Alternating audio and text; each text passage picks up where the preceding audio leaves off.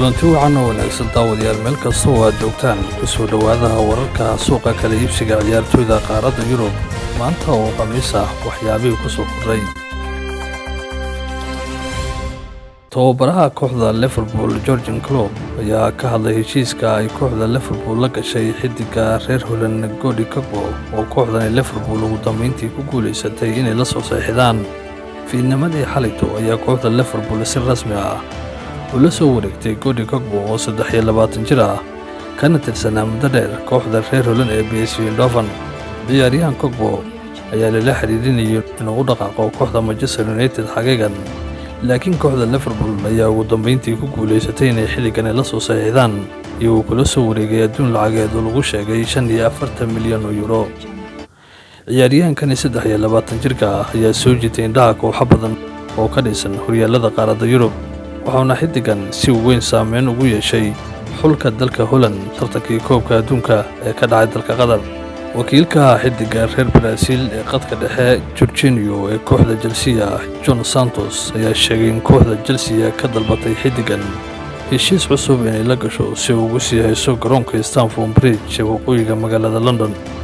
waxaana xusay inay diyaar u yihiin in wada hadalkan ay la furaan kooxda Chelsea. xidigan ayaa dalabyo kala duwan ka soo gaarayeen kooxaha Napoli iyo kooxda Newcastle United, hase yeeshee sida wakiilkiisu uu qabo xidigan ayaa haatan diyaar u ah inuu heshiis cusub u saxiixo kooxda Chelsea.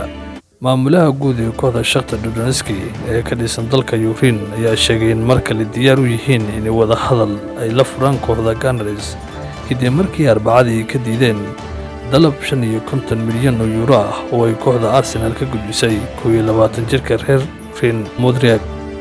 kooxda Arsenal ayaa baadigoobaysa sidii u buuxin lahayd booska xidiga Gabriel Jesus oo dhaawac ka soo gaaray tartankii koobka adduunka, waxayna kooxda Arsenal oo xilli ciyaareedkan wanaagsan ku jirta doonaysa inay weerarka kooxda la xoojiyo.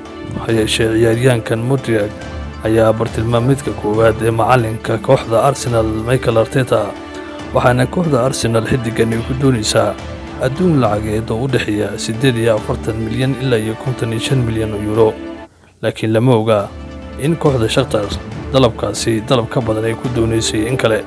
mana jiro wax hadal ah oo maanta ka soo baxay kooxda Arsenal.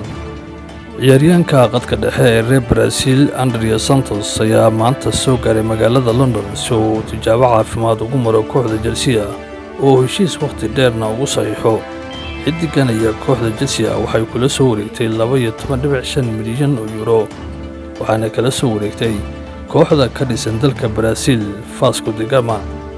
hayeeshee xidigan ayaa la filayaa inuu heshiis waqti dheer ah u saxiixo kooxda reer London. kooxda AC Milan ayaa dhammaystiri doonta saxiixa heshiiska cusub ee xidiga reer France Olivier Giroud toddobaadyada soo socda, waxaana jira heshiis safka ah oo ku saabsan heshiiska cusub oo ay la gaarayaan xidigan kooxda AC Milan maadaama qandaraaska Olivier Giroud uu dhacayo bisha June ee sanadkan. Olivier Giroud ayaa la sheegay inuu doonayo inuu sii joogo garoonka San Siro ee magaalada Milan. kooxda Milan toddobaadkan gudihiisa ayaa la filayaa inay xidigan ay kulan la qaataan si ay heshiiskiisa ay ugala hadlaan isla markaasna ay ugu sii hayaan garoonka San Siro. xidiga qadka dhexe ee xulka dalka Faransiiska ee kooxda Juventus Adrien Rabiot ayaa u muuqda mid ka tagaya kooxda Juventus kadib markii sida la sheegay xidigan ee kooxda Juventus u sheegtay inaysan awoodin mushaarka faraha badan oo kooxda ka qaato sanadkii gaaraya 10 milyan oo euro. kooxda Juventus ayaa ka fiirsan doonta inay jebiso qiimo dhimista xidigan, laakiin xidigan ayaa la sheegay inuu doonayo in uu qaato mushaar 10 milyan sanadkii ah haddii uu sii joogo garoonka kooxda Juventus.